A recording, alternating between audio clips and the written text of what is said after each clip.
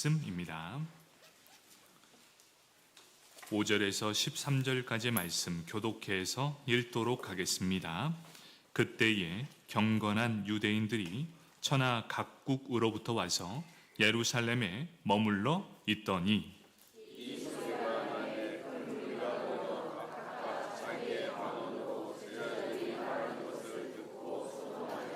다 놀라 신기하게 여겨 이르되 보라, 이 말하는 사람들이 다 갈릴리 사람이 아니냐?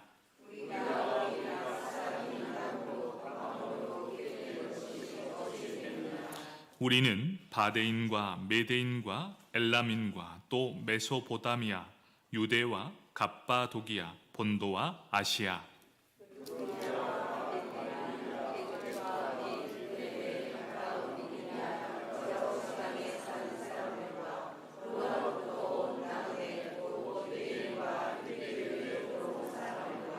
그레데인과 아라비아인들이라.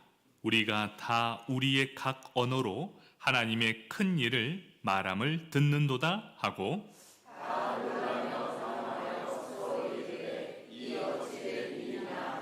함께 읽겠습니다. 또 어떤 이들은 조롱하여 이르되 그들이 새 술에 취하였다 하더라. 아멘. 성가대에 찬양이 있겠습니다.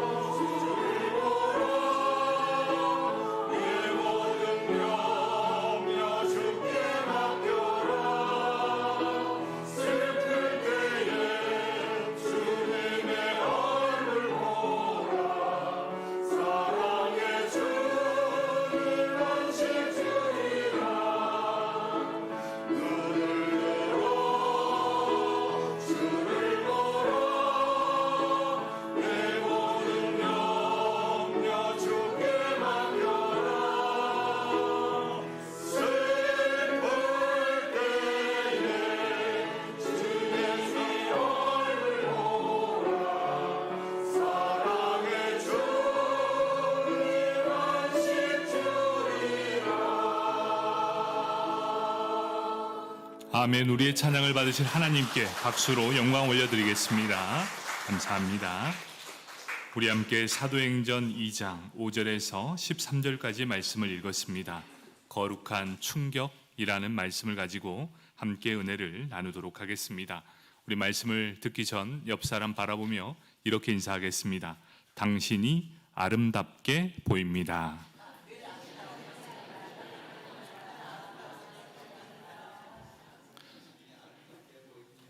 여러분, 아름다운 것과 아름답게 보이는 것은 차이가 있습니다. 여러분, 우리가 아름답게 보인다는 것은 어떤 의미입니까? 내가 그 사람을 사랑하겠습니다 라는 그 마음으로 그 사람을 바라볼 때 용납하고 용서하게 되고 그 사람이 아름답게 보이는 것입니다. 여러분, 자녀 다 키워보셨잖아요. 자녀가 참 이쁘면 감사한데, 참 이뻐야 되는데 그 자녀를 사랑하게 되는 것처럼 그를 사랑하기로 마음먹으면 그가 아무리 잘못을 많이 할지라도 사랑스럽게 보인다는 것입니다. 여러분, 어떤 의미인지 아시겠죠?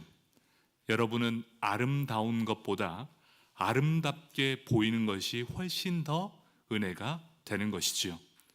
내 안에 사랑이 넘쳐나서 당신을 볼 때마다 허물이 보이는 것이 아니라 아름답게 보이는 것, 이것이야말로 참으로 축복인 줄 믿습니다. 우리 옆 사람 바라보면서 이렇게 인사합시다. 당신이 정말 아름답게 보입니다. 아멘. 우리 인제 장로교회가 이렇게 아름답게 보이길 축복합니다. 아멘. 오순절 성령 강림 사건 이후로 그곳에 모인 120명이 방언을 하기 시작합니다. 여기서 말하는 방언은 천사의 말이 아니다라고 말씀을 드렸습니다. 어떤 말을 사용했습니까? 각 지방에 사용하는 언어들, 그러니까 각 나라에서 사용하는 외국어를 그대로 유창하게 얘기했습니다. 이것이 놀라운 이유가 무엇입니까? 그들의 출신 때문이었습니다. 마가의 다락방에 모인 이 120명의 사람들, 그들 대부분이 어디 사람이었느냐? 갈릴리 사람들이었습니다. 갈릴리 지역이 어디냐면 북쪽 끝입니다. 이 북쪽 끝, 갈릴리 호수 주변에 사는 사람, 그들이 했던 일이 뭐냐? 농사를 지었습니다. 농사를 지으며 변방에 살았던 사람, 그리고 특별히 갈릴리 지역에 사는 사람들은 그들만이 가지고 있는 독특한 지역 방언을 사용했습니다. 오늘날로 따져보면 제주도에서 사용하는 사투리처럼 투박하지만 무슨 말을 하는지 도무지 알아들을 수 없을 만큼의 언어를 사용하게 됩니다. 그 때문에 남쪽에 예루살렘에 사는 사람, 그러니까 지금의 서울 사람들이라고 취급하면 되겠습니다. 이 남쪽 유대인들, 이 사람들은 갈릴리 사람들을 무시했습니다. 왜 무시했습니까? 첫 번째는 교육을 제대로 받지 못했던 사람들, 그리고 세련되지도 못했습니다. 거기에다가 농사를 짓는 하층민들이었기에 사람들은 그들을 계속해서 무시하고 있었습니다. 그런데 이 사람들이 어떻습니까? 세련된 언어를 구사하기 시작합니다. 그리고 외국어를 지금 유창하게 하고 있는 거예요. 각 나라에서 찾아온 모든 사람들에게 그 나라 언어로 유창하게 말을 하기 시작합니다. 그래서 그곳에 모인 이 유대인들이 큰 충격을 받게 됩니다. 2장 7절에 이렇게 말씀합니다.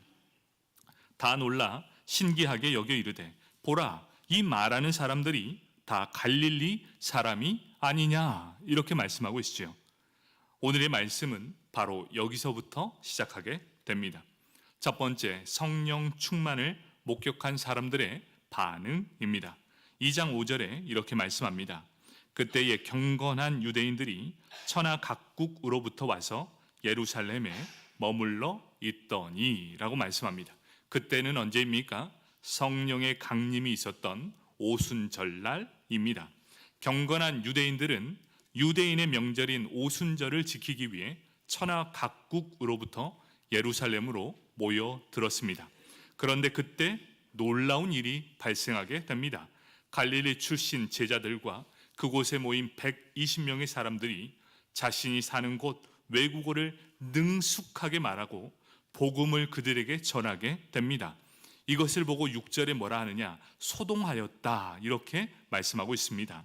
소동이란 어떤 의미입니까? 당혹스럽다, 혼란에 빠지다. 어찌 이런 일이 있을 수 있을까?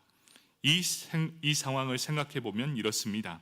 2장 7절 하반절에 이 말하는 사람들이 다 갈릴리 사람들이라는 것을 이 표정이나 입고 있는 옷을 통해 저 사람은 갈릴리 사람이다 분명히 표현되고 있는데, 이 사람들이 어떻게 이런 일들이 일어날 수 있을까? 도무지 자신의 상식과 자신의 경험에 의해서는 절대로 할 수 없는 일이 지금 일어나고 있었다는 것. 그래서 사람들이 소동하게 됩니다. 여러분, 여기에서 우리가 중요한 포인트가 있습니다. 왜 성령 하나님께서 이 땅에 처음 임하게 됐을 때 다른 기적과 이적이 있는데도 불구하고 가장 먼저 행했던 성령의 강림절에 왜 꼭 세계 각국의 방언으로 임하게 되었는가? 왜 이러한 일이 일어날 수 있었는가? 다른 기적도 많은데도 불구하고 왜 꼭 세계 각국의 방언으로 이 땅에 임하게 되었는가? 그것도 가장 처음에. 그 이유가 있습니다. 언어의 장벽을 무너뜨려 모든 백성들로 하여금 복음을 듣게 하기 위함이었습니다. 여러분, 이 땅에는 수많은 종족들이 있습니다. 또 종족마다 그들만의 언어를 가지고 있습니다. 세계 성서 공회 연합회에서 2016년 세계 성서 번역 현황 보고서를 작성하게 됩니다. 그때 작성된 보고서에 의하면 전 세계 언어가 6,880개입니다.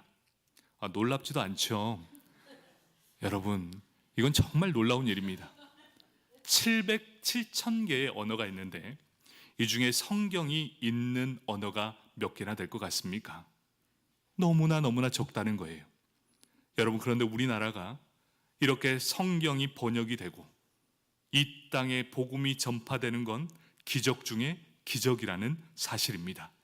아직도 복음으로 이 언어로 번역된 언어가 없어서 복음을 한 번도 들어보지 못한 사람이 너무나 많다는 것이 이 세상에 지금 나와 있는 현상들이라는 것이지요. 7,000개 언어 중에 우리가 복음을 들을 수 있다는 것은 하나님의 최고의 축복이라는 것입니다. 인류가 이렇게 서로 각자 다른 언어를 사용하게 된 이유가 무엇입니까? 바로 이 죄 때문이었습니다. 하나님을 대적하여 바벨탑을 쌓게 된 후로 인류의 언어가 혼잡하게 되었고, 결국 그로 인해 종족별로, 나라별로, 국가별로 언어가 나눠지게 되는 것입니다. 7,000개나 된 언어로 싹 분리되면서 더 이상 그들로 하여금 복음을 듣지 못하도록 모든 것들 다 흩어버리셨다는 거예요. 그런데 성령 하나님께서 이 땅에 임하신 후에 가장 먼저 했던 것이 무엇입니까? 각자의 언어로 복음이 증거되는 놀라운 역사가 일어났다는 것입니다. 예수님께서 죄의 문제를 우리의 대신해서 십자가에 못 박혀 죽으심으로 깨끗하게 해결해 주셨습니다. 바로 이것이 성령 하나님께서 임하시고 나서 첫 번째 했던 메시지, 그것이 바로 방언으로 임하게 되었습니다. 바로 이것을 입증하는 사건이 바로 오순절 성령 강림 사건이라는 것이지요. 다시 말해서 성령 하나님께서 온 인류가 예수 안에서 하나로 회복되는 증거를 통해 제자들에게 세계 각국의 방언으로 말할 수 있는 능력을 부어 주셨습니다. 그로 인해 그곳에 모인 모든 사람들, 모든 백성이 예수 그리스도의 그 복음을 듣게 하시는 하나님의 능력이 이 시간 임했다는 것, 바로 그것이 하나님 안에서 모든 인류가 하나라는 사실을 다시금 회복되는 놀라운 역사적 사건, 그것이 오순절이라는 것입니다. 성령의 충만함을 입은 자들은 어떤 족속이든지 어떤 민족이든지 모든 나라와 구별을 뛰어넘습니다. 그가 흑인이든지 백인이든지 서양인이든지 동양인이든지 그들을 예수 안에서 우리는 하나임을 다시금 회복시키는 귀한 역사가 바로 오순절이라는 것이죠. 오순절의 가장 큰 의미가 무엇입니까? 예수 안에서 우리는 하나라는 사실입니다. 우리는 예수 안에서 하나입니다. 그래서 우리는 한 형제요 한 자매가 되는 놀라운 역사가 일어나게 된다는 것입니다. 그렇다면 이렇게 방언을 자유롭게 말하는 제자들을 보면서 사람들의 반응 두 가지가 나타나게 됩니다. 첫 번째 반응은 무엇입니까? 2장 11절에 그레데인과 아라비아인들이라 우리가 다 우리의 각 언어로 하나님의 큰 일을 말함을 듣는도다, 이렇게 말씀하고 있습니다. 우리가 다 우리의 각 언어로 하나님의 큰 일을 말함을 듣는도다 라고 말하면서 하나님께 영광을 올려드리는 부류 한 부류. 다른 반응은 어떻습니까? 사도행전 2장 13절에 이렇게 말씀합니다. 또 어떤 이들은 조롱하여 이르되 그들이 새술에 취했다 하더라, 이렇게 말씀합니다. 그들이 새술에 취했다 하고, 이 의미가 어떤 의미입니까? 조롱합니다. 거기에 비난을 합니다. 동일한 사건을 두고도 아주 상반된 두 반응이 나타나게 됩니다. 그때 비방하는 그들을 향해서 베드로가 그 자리에서 일어납니다. 그리고 그들을 향해 이렇게 선포합니다. 15절 말씀, 때가 제3시니 너희 생각과 같이 이 사람들이 취한 것이 아니라, 이렇게 분명하게 말하고 있습니다. 제3시, 우리의 시간으로 보면 오전 9시였습니다. 더욱이 그 시간은 유대인들의 기도하는 아침 기도 시간입니다. 이러한 것을 감안한다면 누가 아침부터 술을 취할 수 있겠습니까? 그것도 120명이나 되는 모든 사람이 술에 취해 어떻게 각각의 언어로 정확하게 복음의 메시지를 전할 수 있겠습니까? 그런데 그들의 반응은 어떤 반응입니까? 악의에 찬 행위밖에 볼 수 없다는 것. 아무리 좋은 것을 주어도 그들은 아름답게 보이는 것이 아니라 무얼 해도 비판의 대상이 되었다라고 볼 수 있습니다. 사랑하는 성도 여러분, 복음을 전할 때도 동일한 역사가 일어납니다. 사람들의 반응은 언제나 두 가지입니다. 어떤 사람은 복음을 딱 증거해 보면 신기할 정도로 복음을 쉽게 받아들이는 사람이 있습니다. 그런데 그와 반대로 어떤 사람에게는 복음을 딱 전할 때 아예 들으려 하지 않습니다. 오히려 우리를 조롱하고 심지어 배척하고 미워하고 그렇게 살아가는 많은 사람들이 있습니다. 모든 사람들이 복음을 받아들이는 것은 아니지만 그렇다고 해서 모든 사람들이 다 복음을 배척하지도 않는다는 것이죠. 그렇다면 우리에게 복음을 전할 때 가장 먼저 명심해야 될 것이 있습니다. 우리가 명심해야 될 것, 우리가 복음을 전할 상대방을 딱 정할 때 한두 번 권면해보고 반응이 부정적이라고 해서 절대로 그를 포기해서는 안 된다는 것이지요. 왜 그렇습니까? 복음에 대해서 완고했던 사람들 중에 나중에 회개함으로 복음을 마음으로 믿어 영접한 사람이 너무나 많기 때문입니다. 저도 그랬고 여러분들도 바로 그러한 복음의 그 전달자를 통해서 복음을 들었고 언젠가 그 마음이 녹아져서 지금 이 자리에 있기 때문이라는 것이지요. 5만 번 기도 응답받은 조지 뮬러의 기도라는 책에 이런 내용이 기록되어 있습니다. 그는 친구 한 사람을 전도하기 위해 50년을 기도했다. 그런데 그 친구는 조지 뮬러가 생전에 있을 때까지 단 한 번도 복음을 받아들이지 않고 끝까지 복음을 거부했다. 하지만 조지 뮬러가 죽은 후에 결국 예수님을 영접했다. 여러분, 믿음의 기도는 절대로 땅에 떨어지지 않습니다. 여러분이 지금 이곳에 있는 이유도 누군가의 기도를 통해 누군가의 복음을 듣고 지금 이 자리에 있는 것입니다. 여러분, 복음을 듣고 우리의 마음을 열게 하시는 이는 여호와 하나님이십니다. 우리에게 필요한 것은 열매가 아닙니다. 우리는 자꾸만 열매를 거두려 합니다. 하지만 하나님께서 우리에게 원하시는 게 무엇입니까? 우리의 본분을 지키는 것. 너희가 때를 얻든지 못 얻든지 여기에서 중요한 방법이 나옵니다. 무례하지 않게 복음을 증거하는 거예요. 여러분, 왜 자꾸 무례해지는 줄 아십니까? 내가 만난 그 예수를 이 사람도 빨리 만나길 원하고 있기 때문에 자꾸 그 사람에게 푸시하고 있기 때문이지요. 그 사람의 애달픈 마음도 압니다. 얼마나 답답하면 그렇게 밀어붙일까? 그런데 우리 알죠? 그렇게 밀어붙인다고 해서 우리의 마음이 열리는 것이 아니라 오히려 더 닫혀져 버린다는 것. 여러분, 복음을 증거할 때 무례하지 않고 우리가 이 복음을 증거하는데 최선을 다해 나아가야 할 것입니다. 그렇게 될 때 성령 하나님께서 언젠가는 때가 되매 그들의 마음을 열어주실 것입니다. 단단한 마음을 깨트리고 복음 안에서 참 자유를 얻는 구원으로 인도해 주실 것입니다. 여러분, 그 역할은 누가 합니까? 성령 하나님께서 하십니다. 열매를 거두려 하지 마시고 우리가 이미 받은 줄 믿고 우리가 최선을 다해 무례하지 않을 만큼 그들에게 마음으로 증거할 때 하나님이 그들의 마음을 열어주시고 복음으로 하나님의 자녀로 삼아 주실 것입니다.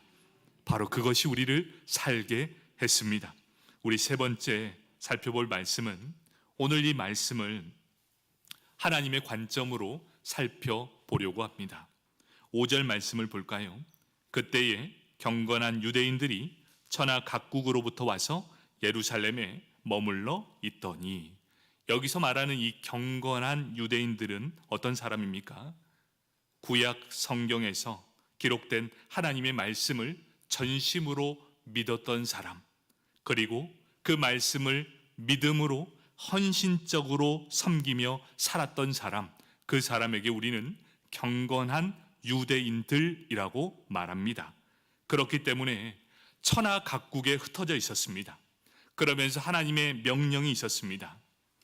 1년에 3번 예루살렘으로 와서 명절을 지키라 라는 하나님의 명령의 말씀에 따라 그 명절이 되매 천하 각국의 모든 경건한 유대인들이 예루살렘으로 모여들기 시작합니다.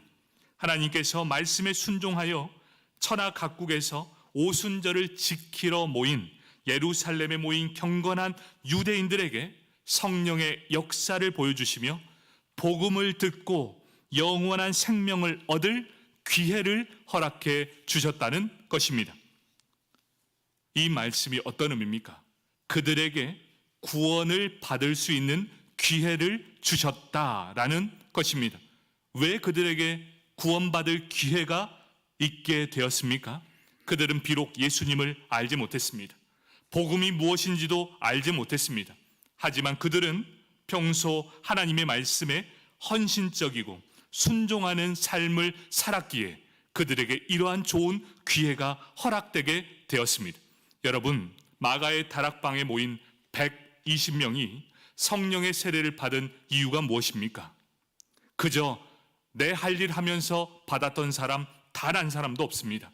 하나님의 약속을 굳게 믿고 내 삶의 모든 것들 다 내려놓고 하나님 앞에 하나님이 약속하신 그 장소에 모여 10일 동안 기도에 전심으로 힘썼을 때 하나님은 그 모두에게 성령을 허락해 주셨습니다. 마찬가지죠. 경건한 유대인들에게도 기회를 허락해 주셨습니다. 공통점이 무엇입니까? 하나님의 말씀 앞에서 삶의 모든 것을 내려놓고 자신의 삶을 하나님의 순종으로 채워갔을 때 그들이 구원을 받을 수 있는 기회를 허락해 주셨다는 사실입니다. 여러분, 우리 모두에게는 구원을 받을 수 있는 기회를 허락해 주셨습니다. 여러분도 그 기회를 지금 얻게 되었어요. 여러분, 언제 우리가 이런 기회를 얻게 됩니까? 하나님의 말씀에 순종함으로 예배에 참석하며 그 말씀을 듣게 되는 기회가 우리에게 주어졌을 때 구원을 받는 기회가 주어진다는 것이겠죠. 그렇지만 우리 알아야 합니다. 이곳에서 예배드리는 모두가 다 구원을 받는 것 아닙니다. 경건한 유대인들이 다 구원받았더라, 절대 성경은 그렇게 기록하지 않았습니다. 구원받을 기회를 주셨더라. 여러분, 예배 드릴 때 이 구원받을 기회가 우리에게 주어졌을 때 그 누군가는 구원을 향해 나아갈칠 것이고, 그 누군가는 그저 마당만 밟고 지나가는 그런 허송세월을 보낸 인생을 살게 될 것입니다. 우리 인제 장로교회 성도 여러분, 예배를 그런 식으로 드리지 마시고 구원받을 기회로 삼으시는 저와 여러분이 되길 축복합니다. 아멘.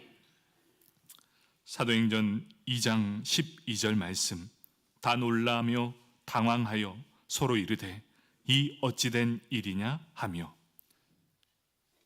각국에서 모여든 모든 경건한 유대인들이, 성령의 충만함을 받은 갈릴리인들이 자신의 나랏말로 유창하게 말을 하기 시작합니다. 그 내용이 무엇이었는가? 방언을 받고 말했던 그 언어가 무엇입니까? 예수님께서 십자가에서 죽으시고 3일 만에 부활하셨습니다. 그리고 그것을 믿는 모든 사람들에게 값없이 주시는 영원한 생명을 얻게 될 것입니다. 바로 기회가 주어진 그들을 향해 이 복음의 메시지가 들려지기 시작했다는 것, 바로 그것을 듣고 그들은 충격에 빠지게 됩니다. 이렇게 큰 충격을 받은 사람들에게 베드로가 그 앞에 나와서 하나님의 말씀을 선포하게 됩니다. 41절에 보니 베드로의 설교를 듣고 무려 3,000명이나 되는 이 복음의 영접을 받고 세례를 받게 되는 놀라운 역사가 일어나게 되었습니다. 여러분, 할렐루야 아닙니까?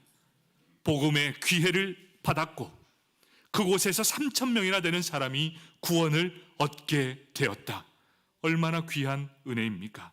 사랑하는 성도 여러분, 만일 그들이 성령의 역사에 대한 충격을 받지 않았다면 베드로의 설교에 대해서도 관심이 없었을 것이고 들으려고 하지 않았을 것입니다.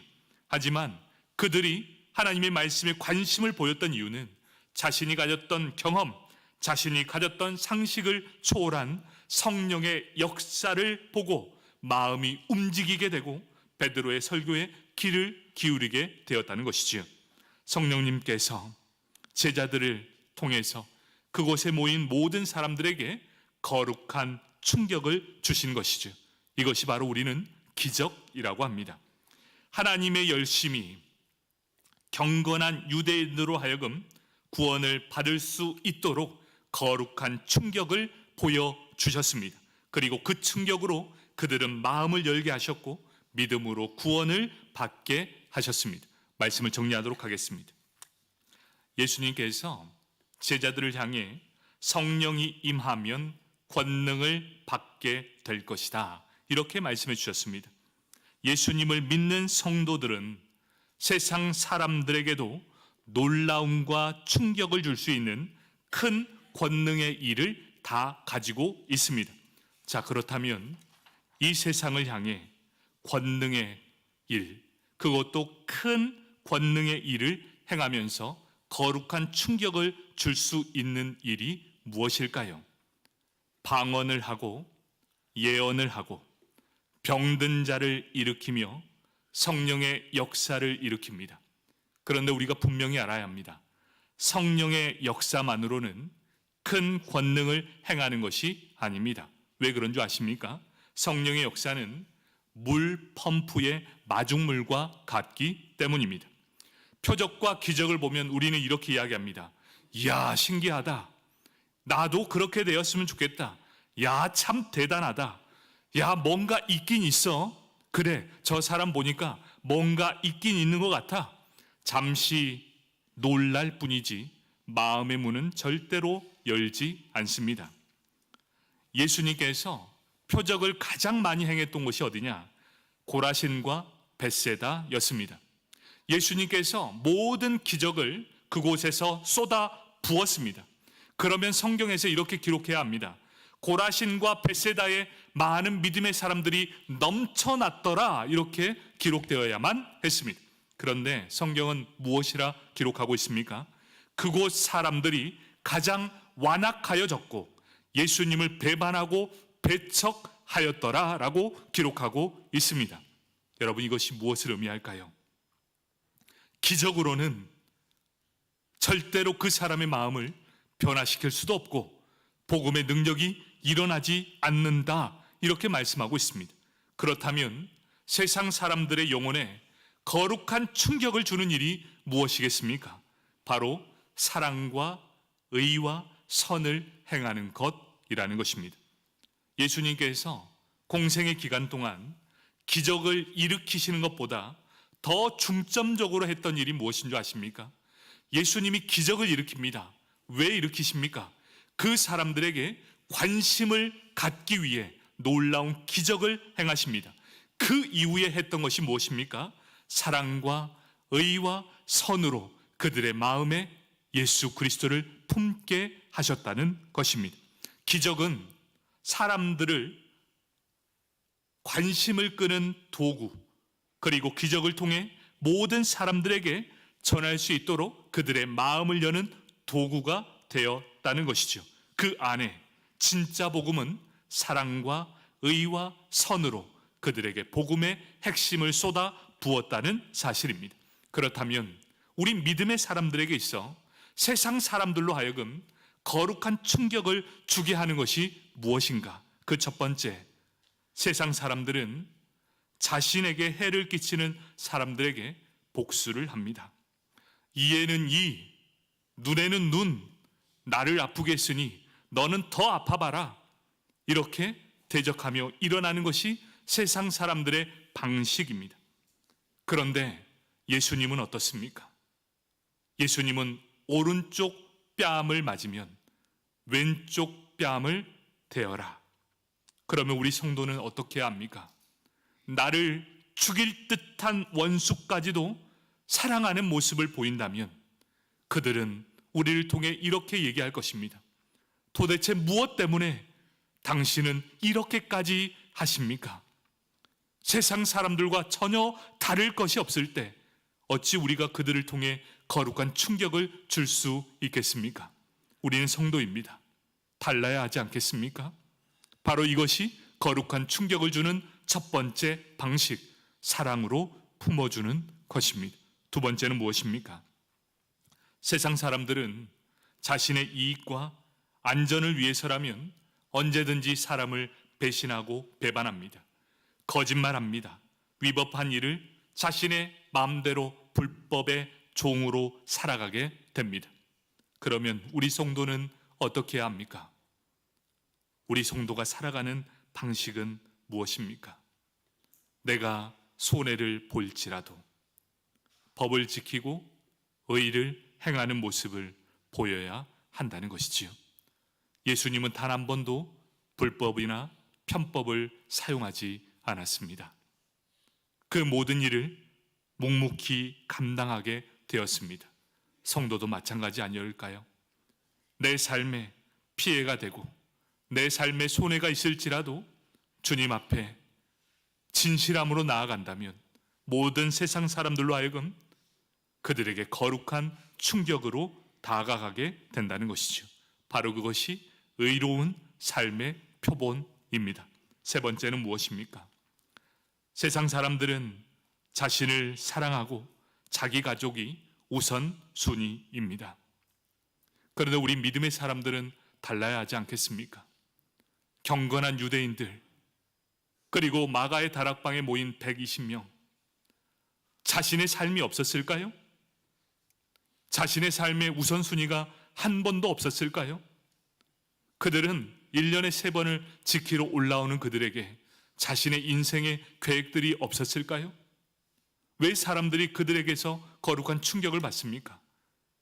경건한 유대인, 어떤 때 어떤 방식으로도 내가 섬기는 하나님을 섬기는 일에 내 삶의 1순위가 그것이라는 사실을 모든 사람들이 보았기 때문이고 알았기 때문 아니겠습니까? 그런데 세상 사람들은 자기가 먼저입니다. 내 삶이 먼저고 하나님이 늘 뒷전입니다. 그런데 우리 성도는 달라야 되지 않겠습니까? 삶의 제1순위가 바로 하나님이어야 되지 않겠습니까? 자기 마음대로 예수 믿고 자기 편할 대로 예수 믿습니다. 그러면서 세상에 어떻게 거룩한 충격을 줄 수 있습니까? 세상 사람들보다 똑같거나 더한 사람이 우리가 아닙니까? 참 너무나 마음이 아픈 것 아니겠습니까?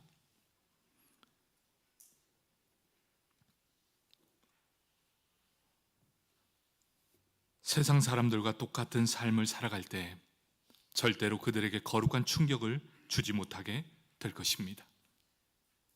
여러분이 지금 이 자리에 있는 것은 어느 누군가는 우리에게 거룩한 충격을 주었다는 것을 발견했기 때문이고, 내가 그 삶을 살아가기 위해 도전 정신을 가지고 한번 나아본 것 아니겠습니까? 바로 여러분들이 거룩한 충격을 주시는 저와 여러분이 되길 축복합니다. 기독교가 그때부터 시작되었습니다. 그리고 300년이 될 때 어떠한 일이 일어났습니까? 로마라는 그 강대국이 기독교를 국교로 인정하는 역사가 일어나게 되었습니다. 칼이 난무합니다. 예수 믿으면 죽음의 길로 나아가는 그들에게 그들이 보여주었던 것이 무엇입니까? 바로 우리의 사랑과 의와 선을 통해 이 로마라는 강대국을 휘어잡았습니다. 초대교회의 삶을 통해 이 로마라는 강대국이 무너지기 시작합니다. 그리고 온 세상에 바로 하나님의 복음이 증거되는 놀라운 역사를 이루게 되었다는 사실입니다. 사랑하는 성도 여러분, 기적 참 좋습니다. 저도 기적 너무너무 좋아합니다. 하지만 그곳으로는 절대 세상 사람들의 마음을 열지 못하는 걸 꼭 기억하셔야 하는 것이지요. 그렇다면 세상 사람들은 어떻게 해야 마음을 엽니까? 바로 예수 그리스도를 믿는 그들의 삶을 통해 바로 그들의 마음을 연다는 것이지요. 나의 행함을 통해 거룩한 충격을 받는다. 바로 이것이 세상 사람들의 눈입니다. 여러분, 저조차도 참 부끄럽습니다. 과연 나는 그런 거룩한 충격을 줄 수 있는 사람인가? 여러분, 우리의 삶을 통해 하나님의 놀라운 거룩한 충격을 통해 그들은 전심으로 마음을 열게 될 것입니다. 그리고 우리들이 전하는 복음을 알게 될 것입니다. 우리 꼭 기억합시다. 거룩한 충격은 성령의 역사를 통한 기적이 아닙니다. 여러분, 기적 쫓아가지 마십시오. 우리에게 정말 중요한 것이 무엇입니까? 성령의 능력과 기적은 복음을 전하기 위한 마중물과 같은 것이다. 마중물 없이는 펌프에 물을 끌어올릴 수 없듯이 성령의 권능이 바로 복음을 증거하기 위한 필요한 마중물이다. 그 마중물 위에 사랑과 의와 선행이라는 거룩한 충격을 통해 복음이 증거될 때 그들의 삶에 마음을 열고 복음을 받아들일 수 있게 된다. 여러분, 거룩한 충격이라는 이 제목이 우리의 삶이 되길 간절히 원합니다.